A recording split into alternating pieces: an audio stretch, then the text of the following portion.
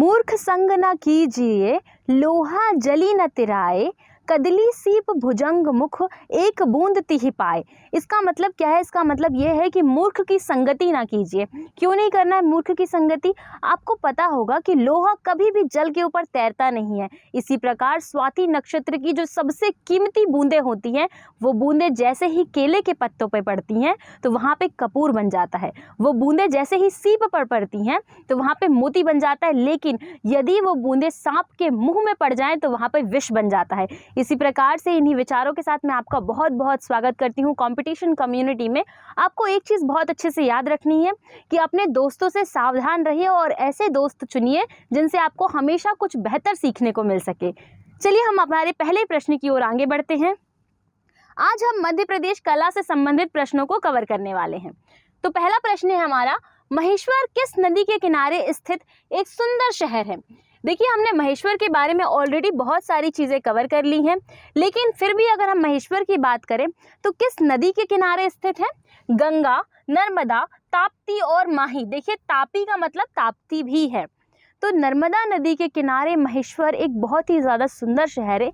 इसका निर्माण, इसे राजधानी बनाया गया था अहिल्याबाई जी के द्वारा और इन्होंने ही इसका जीर्णोद्धार भी किया था। तो इसका सही आंसर होगा नर्मदा नदी, option number B. Bharat Bhavan के वास्तुकार कौन है? ये आपको भारत भवन दिखाई दे रहा है, जो कि क्या है, भारत का एकमात्र कला संग्रहालय के रूप में हमें दिखाई देता है। चार्ल्स कोरिया, गियर्सन, मैकफर्सन और फजील खान। देखिए, जब भारत भवन के वास्तुकार की बात करती है तो भारत भवन के वास्तुकार रहे हैं चार्ल्स कोरिया। इस कारण से हमारा ऑप्शन नंबर ए यहाँ पर बिल्कुल सही हो जाएगा। निम्नलिखित में के बीच में क्या समानता है? बधाई, सायरा, जवारा और खलासा, ये सबसे ज्यादा क्या समानता रखते हैं? ये क्या है?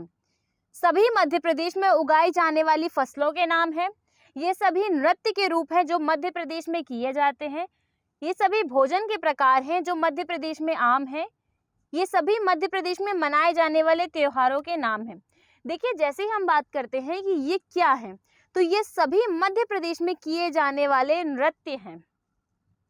कैसे याद रखना है, कंफ्यूजन क्यों नहीं होगा? देखिए, जो ये हमारा है जवारा या जावरा, जावरा जो नृत्य है या जवारा जो नृत्य है, ये कब किया जाता है? जब नवरात्रि का समय होता है और नवरात्रि के समय में जब माता निकलती हैं तो उस समय में जवारा निकाला जाता है, तो उस समय भी नृत्य किया जाता है। तो जवारा नृत्य आपको याद रहेगा। तो इसका सही आंसर होगा ऑप्शन नंबर बी, ये सभी नृत्य हैं। ये दिखाई दे रहा है, ये जवारा नृत्य। ये देखिए, सर पे जो लड़कियां हैं ये जवारा रखकर नृत्य कर रही हैं, तो इसे ही जवारा नृत्य कहा जाता है। निम्नलिखित में से किस नदी के तट पर सिंहस्थ कुंभ का आयोजन किया जाता है? आपसे पूछ रहा है कि कौन सी ऐसी नदी है जिसके किनारे सिंहस्थ कुंभ का आयोजन होता है। तो कुंभ बहुत प्रकार के होते हैं, लेकिन सभी कुंभों में सबसे स्पेशल जो कुंभ है वो उज्जैन में होता है, जिसे अकेले सिंहस्थ के नाम से जाना जाता है। तो चंबल, शिप्रा, नर्मदा और पार्वती, उज्जैन किस नदी के किनारे बसा हुआ है? शिप्रा नदी के किनारे बसा हुआ है। इस कारण से यहाँ पर सही आंसर हो जाएगा शिप्रा नदी, अर्थात ऑप्शन नंबर बी हमारा बिल्कुल सही होगा। नेक्स्ट क्वेश्चन में चलते हैं। तीर्थ शहर अमरकंटक निम्न में से किस जिले में स्थित है? आपको ये बताना है कि अमरकंटक, जिसे तीर्थ शहर भी कहा जाता है, तीर्थ नगर भी कहा जाता है, वह किस जिले में स्थित है? अच्छा, अमरकंटक की ये जो स्थान है ना, ये बहुत ज्यादा फेमस है, ये मूर्ति बहुत ज्यादा फेमस है जो कि अमरकंटक में स्थित है। बात कर लेते किस जिले में है? अशोकनगर, अनूपपुर, खंडवा और शिवपुरी। देखिए, अमरकंटक जो है वह अनूपपुर जिले में स्थित है और इसी अमरकंटक की पुष्पराजगढ़ की तहसील में ही नर्मदा नदी का उद्गम होता है। निम्नलिखित बोलियों में से कौन सी मध्य प्रदेश की मूल बोली नहीं है? आपसे पूछ रहे हैं मूल बोली नहीं है। ये जो दिखाई दे रहा है ना, ये मालवी है, मालवी, मैथिली, बुंदेली और निमाड़ी। देखो, जैसे ही हम बात कर रहे हैं बुंदेली की, तो बुंदेली आपको पता है बुंदेलखंड में बोली जाती है, मालवी मालवा वाले क्षेत्र में बोली जाती है और निमाड़ी जो है वो खंडवा, खरगोन, बड़वानी वाले क्षेत्र में बोली जाती है। तो इसका मतलब ये हुआ कि मैथिली मध्य प्रदेश में नहीं बोली जाती और यह मूल बोली नहीं है, अर्थात option number B. Next question, Madhya Pradesh में किस अवसर पर बबूलिया गीत गाए जाते हैं? बसंत पंचमी के अवसर पर, शिवरात्रि के अवसर पर और मकर संक्रांति के अवसर पर। तो बबूलिया गीत की जब हम बात करते हैं तो ये एक प्रकार के देवी गीत होते हैं, ये आप देख सकते हैं। बबूलिया गीत किससे संबंधित में? तो मां नर्मदा के संबंध में। इस प्रकार के ये देवी गीत होते हैं। तो ये गीत जो है वो सभी अवसरों पर गाए जाते हैं। तो इसका सही आंसर होगा उपयुक्त सभी। मध्य प्रदेश के किस क्षेत्र में हरदौल की मनौती नामक लोकगीत जुड़ा हुआ है या किस क्षेत्र में गाया जाता है? मालवा, उज्जैन, बुंदेलखंड और डिंडोरी। देखिए इसका सही आंसर होगा बुंदेलखंड। अब हरदौल की मनौती क्या है? ये आपको महाराज हरदौल दिखाई दे रहे होंगे। तो हरदौल की मनौती किससे संबंधित है? बुंदेला राजा रहे राजा वीर सिंह देव के पुत्र जुझार सिंह, और जुझार सिंह के छोटे भाई रहे हरदौल। तो क्या हुआ, जुझार सिंह जो थे एक बहुत ही शक्की राजा थे, और इनके जो छोटे भाई हरदौल थे वे बहुत ही ज्यादा सीधे साधे और अपने भाई और भाभी से बहुत ज्यादा प्रेम करते थे। एक बार जुझार सिंह को संदेह हो गया हरदौल और उसकी पत्नी के मध्य संबंधों को लेके, लेकिन इनका संबंध जो था बिल्कुल माँ बेटे की तरह संबंध था हरदौल का और जुझार सिंह की पत्नी का। लेकिन जुझार सिंह के मन में तो शक बैठ गया। उसने शक ही शक में अपने भाई को जहर देके मरवा डाला, और जो हरदौल जी हैं इन्हें पता चल गया था कि उनके ये खाने में जहर है। इसके बाद भी इन्होंने ये जानते हुए भी उस खाने को खा लिया। तो इतने महान रहे राजा हरदौल। हरदौल की हम बात करते हैं तो इतना सब कुछ होने के बाद में जुझार सिंह की जो छोटी बहन थी वो आई अपनी बहन का रिश्ता तय करने के बाद कि मामा मेरी बेटी की शादी है, इसमें ज़रूर आना आप करके, ऐसा वैसा बात करने आई। तो जुझार सिंह ने सीधे उसको भगा दिया कि नहीं भाई हमसे नहीं हो पाएगा, हम नहीं आएंगे। तो कहते हैं कि जो हरदौल है, हरदौल ने अपनी समाधि से मरने के बाद इतना अच्छा, इतना विशाल मामेरा भेजा कि आज भी बुंदेलखंड में वैसा मामेरा कहीं नहीं गया है। मामेरा का मतलब होता है कि मामा की तरफ से लड़के के लिए बहुत सारी चीज़ें भेजी जाती हैं, तो वो सारी चीज़ें हरदौल ने मरने के बाद भी भेजी। तो इस कारण से पूरे बुंदेलखंड में आज भी हरदौल की मनौती गाई जाती है। तो इसका सही आंसर होगा option number C. Next question में चलते हैं।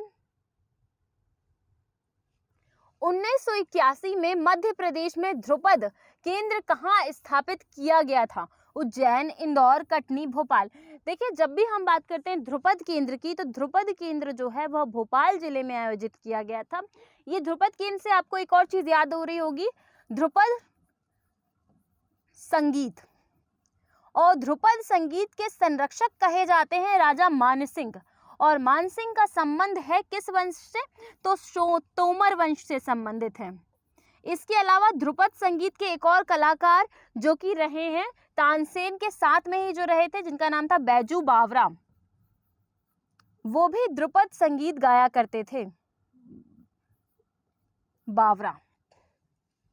तो इसका सही आंसर होगा भोपाल। ध्रुपद केंद्र की स्थापना भोपाल जिले में की गई है, ऑप्शन नंबर डी। काठी किस स्थान का लोक नृत्य है? मालवा, बघेलखंड, बुंदेलखंड और निमाड़। देखिए काठी नृत्य में क्या किया जाता है, एक ढोलक ली जाती है, ये आपको दिखाई दे रहा होगा डमरू ढोलक जैसा, और इससे नृत्य किया जाता है। यह नृत्य जो है यह मुख्यतः किया जाता है निमाड़ वाले क्षेत्र में, जो कि खंडवा, खरगोन और बड़वानी वाला क्षेत्र माना जाता है। ये आप इमेज में आराम से देख सकते हैं इसको। नेक्स्ट क्वेश्चन में हम चलेंगे। तो हमारा नेक्स्ट क्वेश्चन है, इनमें से भगवान महादेव का कौन सा ज्योतिर्लिंग उज्जैन मध्य प्रदेश में स्थित है? त्र्यंबकेश्वर, महाकालेश्वर, भीमाशंकर और ओमकारेश्वर। देखिए महाकालेश्वर है, बहुत इजी है, महाकालेश्वर इसका सही आंसर होगा। ये आपको महाकालेश्वर के दर्शन भी हो गए आज क्लास में। ये है ओमकारेश्वर जो कि खंडवा जिले के अंतर्गत स्थित है। अच्छा एक बात और याद रखना है, महाकालेश्वर मंदिर जो है, ये वाला जो महाकालेश्वर ज्योतिर्लिंग है, ये दक्षिण मुखी है और इसे इल्तुतमिश ने लूटा भी था। निम्नलिखित में से कौन सा मंदिर मध्य प्रदेश में स्थित है? खजुराहो, सोमनाथ, श्रीनाथ जी और त्र्यंबकेश्वर। देखिए जब हम बात करते हैं मध्य प्रदेश में स्थित मंदिरों की, तो खजुराहो के मंदिर मध्य प्रदेश में स्थित सबसे महत्वपूर्ण मंदिर हो जाते हैं। तो इसका सही आंसर होगा खजुराहो, ऑप्शन नंबर ए। अब आप बोलेंगे मैम ये कौन सा मंदिर है? ये मंदिर है त्र्यंबकेश्वर मंदिर, जो कि महाराष्ट्र में स्थित है और बहुत ही ज्यादा प्रसिद्ध मंदिर है। तो इसका सही आंसर होगा हमारा ऑप्शन नंबर ए, खजुराहो। निम्नलिखित में से मध्य प्रदेश का राजकीय नृत्य क्या है? माच, राई, मटकी और सुआ। देखिए हमने कल इस क्वेश्चन को कवर किया था ऑलरेडी कि मध्य प्रदेश का सबसे बड़ा जो है राजकीय नृत्य और राजकीय नाट्य कौन कौन सा है? तो इसका सही होगा राई नृत्य, ऑप्शन नंबर बी। अब राई नृत्य कैसे? ये लहंगा पहन के महिलाओं के द्वारा किया जाता है। इसमें मुख्य नर्तकी को बेड़नी भी कहा जाता है। प्रसिद्ध सास बहु मंदिर किस शहर में स्थापित है? ये आपको दिखाई दे रहा है सास बहु मंदिर। इसके अंदर भगवान सहस्त्रबाहु की मूर्ति स्थित है। यह मंदिर इंदौर, भोपाल, जबलपुर, ग्वालियर कहाँ पर स्थित है? तो इसका सही आंसर होगा सास बहु मंदिर ग्वालियर जिले के अंतर्गत स्थित है, ऑप्शन नंबर डी। हम पर्यटन में इसको ऑलरेडी कवर कर चुके हैं। चंदेरी किस लिए प्रसिद्ध है? साड़ी उत्पादन, कालीन उत्पादन, सूती वस्त्र और लौह इस्पात। चंदेरी की जब हम बात करते हैं, चंदेरी के महल आपको दिख रहे होंगे, बहुत ही ज्यादा सुंदर महल है और फिल्म वगैरह की शूटिंग में इन महलों का प्रयोग किया जाता है। इसके अलावा चंदेरी जो क्षेत्र है ये साड़ी उत्पादन के लिए प्रसिद्ध है। चंदेरी की साड़ी बहुत ज्यादा फेमस है। यह अशोकनगर जिले के अंतर्गत आता है। नागा जी का मेला किस जिले में लगता है? भिंड, मुरैना, गुना और रीवा। देखिए, हम जब नागा जी के मेले की बात करते हैं तो जो नागा जी का मेला है ना, यह मुरैना जिले के अंतर्गत लगता है, क्योंकि नागा जी का संबंध मुरैना जिले से ही था। तो ऑप्शन नंबर बी, ये आपको मेला दिखाई दे रहा है। आमिर खां समारोह मनाया जाता है भोपाल में, इंदौर में, ग्वालियर में और धार में। आमिर खां कौन रहे हैं? तो ये उस्ताद आमिर खां की बात हो रही है। तो उस्ताद आमिर खां का जो समारोह है वह मनाया जाता है इंदौर जिले के अंतर्गत। तो हमारा ऑप्शन नंबर बी यहाँ पे बिल्कुल सही हो जाएगा, इंदौर जिला। डोल ग्यारस निमाड़ अंचल में मनाया जाता है। यह पर्व किस देवता की पूजा से संबंधित है? ये हमने फोटो लगा के रखी है। डोल ग्यारस की शुभकामनाएं, भगवान कृष्ण की फोटो यहाँ पे दिखाई दे रही है, बाल कृष्ण की। तो इसका सही आंसर है भगवान कृष्ण। अब देखते हैं ऑप्शन, भगवान राम, भगवान शिव, भगवान कृष्ण, भगवान पशुपाल। तो यहाँ पे हो जाएगा ऑप्शन नंबर सी, भगवान कृष्ण। पीताम्बरा शक्तिपीठ किस जिले में स्थित है? ग्वालियर, गुना, सतना और दतिया। देखिए, पीताम्बरा माता का जो शक्तिपीठ है ना, यह शक्तिपीठ दतिया जिले के अंतर्गत आता है। इस कारण से यहाँ पर हमारा ऑप्शन नंबर डी हो जाएगा। ये पीताम्बरा माता का मंदिर है, आप इसको देख सकते हैं आराम से। ये पीताम्बरा माता की मूर्ति दिखाई दे रही है हमें और इसका पूजन होता है। पीर बुधान का मेला कहाँ लगता है? ग्वालियर, रतलाम, सतना और दतिया। देखिए, पीर बुधान की हम बात करते हैं तो पीर बुधान का मेला भी हमें दतिया जिले के अंतर्गत दिखाई देता है, अर्थात यहाँ पर भी हमारा ऑप्शन नंबर डी बिल्कुल सही हो जाएगा। मध्य प्रदेश राज्य की आधिकारिक भाषा क्या है? मध्य प्रदेश राज्य की आधिकारिक भाषा का मतलब ये है, आप सभी को पता होगा कि भारत के राज्य निर्माण के समय में हर एक राज्य को भाषा के आधार पर गठित किया गया है। जैसे कि महाराष्ट्र में मराठी भाषा बोली जाती है, वैसे ही मध्य प्रदेश की आधिकारिक भाषा हिंदी है। छत्तीसगढ़ की छत्तीसगढ़ी है, लेकिन मध्य प्रदेश की हिंदी है आधिकारिक भाषा। तो हमारा ऑप्शन नंबर ए बिल्कुल सही हो जाएगा। भारत में 12 ज्योतिर्लिंग है, उनमें से 2 मध्य प्रदेश में कहां पर स्थित है? अब आपसे पूछ रहा है कौन से जिले में स्थित है। भोपाल, इंदौर, उज्जैन, होशंगाबाद, ओमकारेश्वर, इंदौर, उज्जैन और ओमकारेश्वर। सीधा सा आंसर है उज्जैन में महाकालेश्वर है और ओमकारेश्वर में ओमकारेश्वर ज्योतिर्लिंग या फिर ममलेश्वर ज्योतिर्लिंग है। ओमकारेश्वर अर्थात खंडवा की स्थापना राजा मुचुकुंद के द्वारा की गई। इनका संबंध भगवान कृष्ण से है। इसके अलावा हम देख चुके हैं। ठीक है, सोनगिरी किसके लिए प्रसिद्ध है? हिंदू मंदिर, बौद्ध स्तूप, मस्जिद और जैन मंदिर।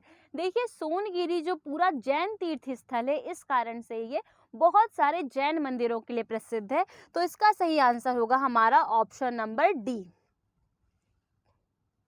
कालिदास अकादमी खालिस्तान में स्थित है। उमरिया, ग्वालियर, इंदौर और उज्जैन। देखिए, कालिदास के संबंध में हमने ऑलरेडी बात की है कि कालिदास का जो संबंध है वह उज्जैन जिले से है और इन्होंने उज्जैन के बारे में अपनी रचनाओं में वर्णन भी किया है। इस कारण से इसका सही आंसर होगा उज्जैन जिला।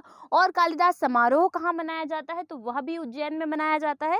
इस कारण से ऑप्शन नंबर डी बिल्कुल सही हो जाएगा।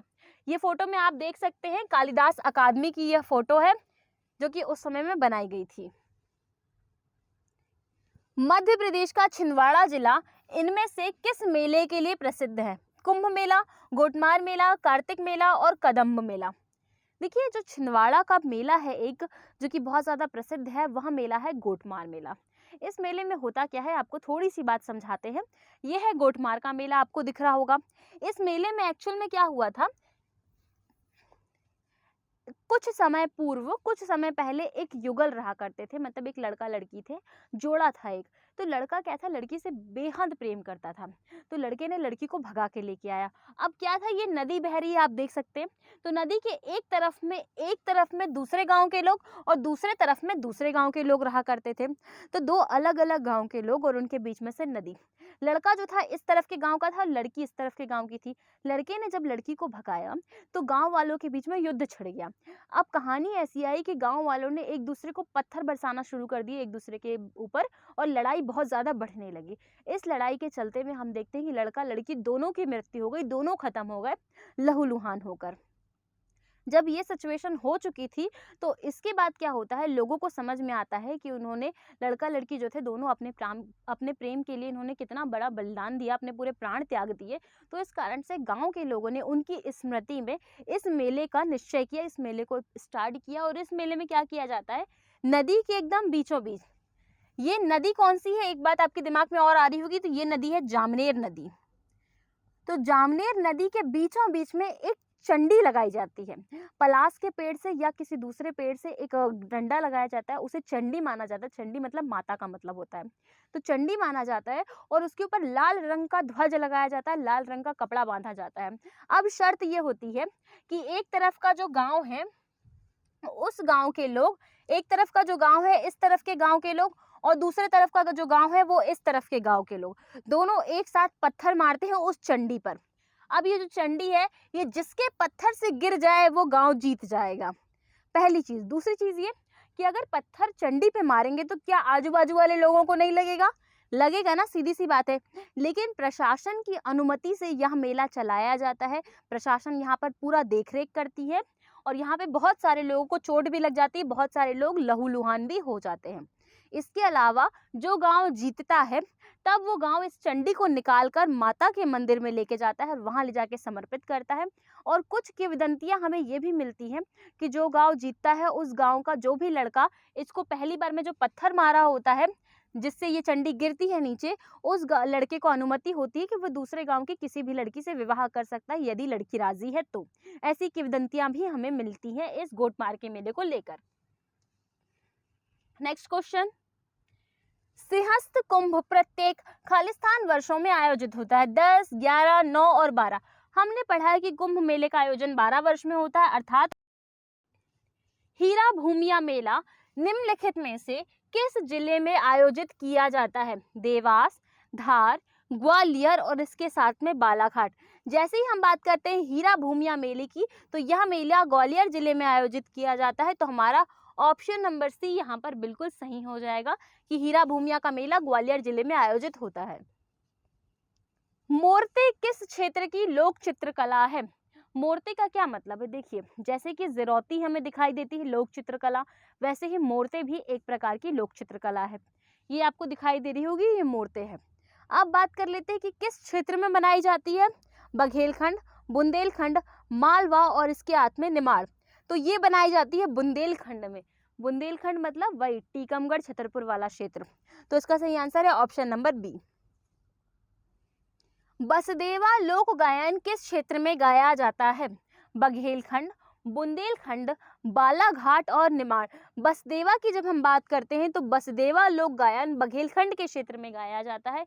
ये आप एक व्यक्ति को देख सकते हैं जो बसदेवा गायन गा रहे होते हैं। तो इसका सही आंसर है बघेलखंड, ऑप्शन नंबर ए। मध्य प्रदेश में संजा गीत, बसदेवा और भोपा एवं कलगी तुर्रा किस प्रकार के क्या है, ये लोक नृत्य, लोक गायन, शास्त्रीय नृत्य और स्थानीय चित्रण। जब भी हम बात करते हैं मध्य प्रदेश में लोक गायन की, तो इसका आंसर होगा लोक गायन। क्यों, अब भी हमने 2 मिनट पहले देखा कि बसदेवा भी लोक गायन है, संजा गीत भी लोक गायन है, भोपा भी और कलगी तुर्रा भी। तो इसका सही आंसर हो जाएगा ऑप्शन नंबर बी, लोक गायन। इस प्रकार से हमने मध्य प्रदेश से संबंधित लोक संस्कृति एवं कला के सभी एमसीक्यू को कवर कर लिया। आपको हमारी वीडियोस कैसी लग रही है हमें कमेंट में ज़रूर बताइए। इसके अलावा यदि आपको अभी भी कोई कन्फ्यूज़न है तो आप बिल्कुल हमसे कमेंट में उस कन्फ्यूज़न को पूछ सकते हैं। Thank you so much. Please हमारे चैनल को सब्सक्राइब कीजिए और बेल आइकन भी प्रेस कर लीजिए ताकि आपको अगली नेक्स्ट वीडियो हमारी मिल पाए।